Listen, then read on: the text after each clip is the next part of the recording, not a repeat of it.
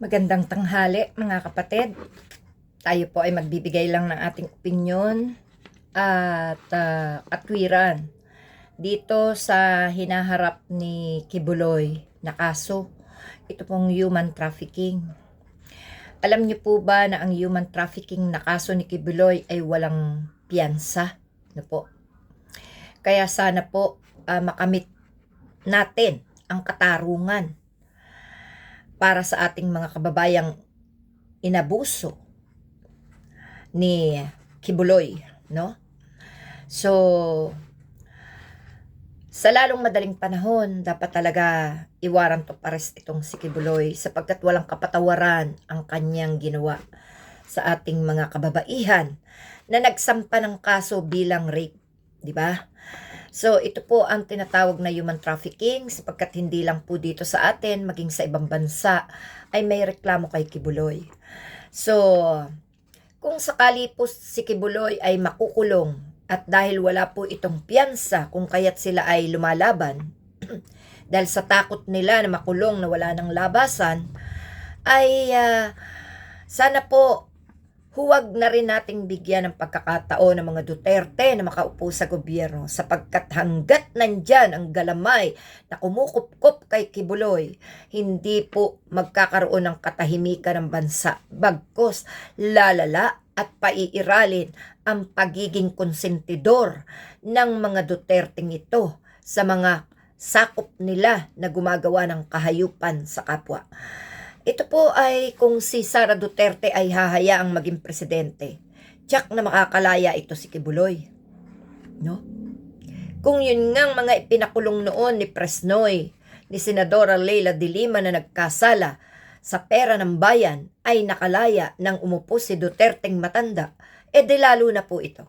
Kaya wag na wag po, nananawagan po tayo sa lahat na huwag bibigyan ng pagkakataon ng mga Duterte na makaupo sapagkat hindi magkakaroon ng hustisya ang mga dapat na makakamit ng hustisya mula sa mga nagkasala sa kanila na kaalyado ni Marcos ay ni Duterte. Kaya po mga kapatid, dapat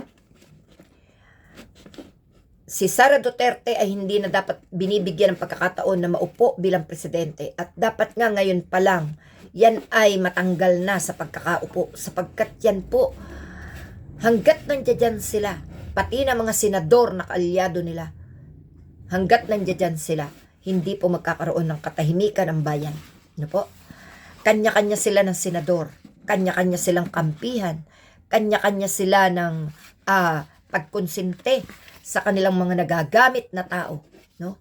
Kung kaya't ayan, tingnan niyo po ang nangyari kay sa kasamahan ni Bantag. Hindi ho ba't namatay ng walang linaw? Hindi ba't yan ay naringgan nyo na rin ng pahayag ang mga mabasa?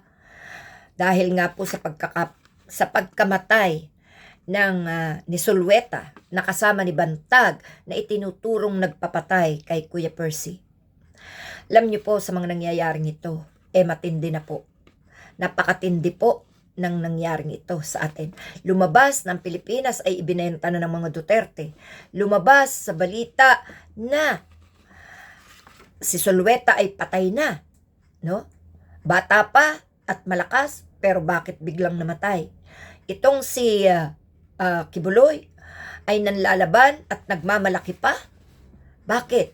Sapagkat nandyan ang mga supporters niya, ang mga senador ni Duterte at mismong ang mga Duterte at mismong ang vice-presidente. Dapat po tayo ay magsanib puwersa mga kapatid, mga Pilipino. Huwag nyo na payagan nawa na maupo ang mga taong nagbigay ng kilabot, ng paghihirap, ng pagkakabaon sa utang ng Pilipinas. Kaya wala pong investor na pumasok kahit kay Marcos. Sapagkat nandyan pa ang anino ng mga Duterte. At nandyan pa rin ang anino ng mga kawatan. Kaya wala pong pag-asa umunlad ang ating bayan. Yan po ang katotohanan. Salamat po.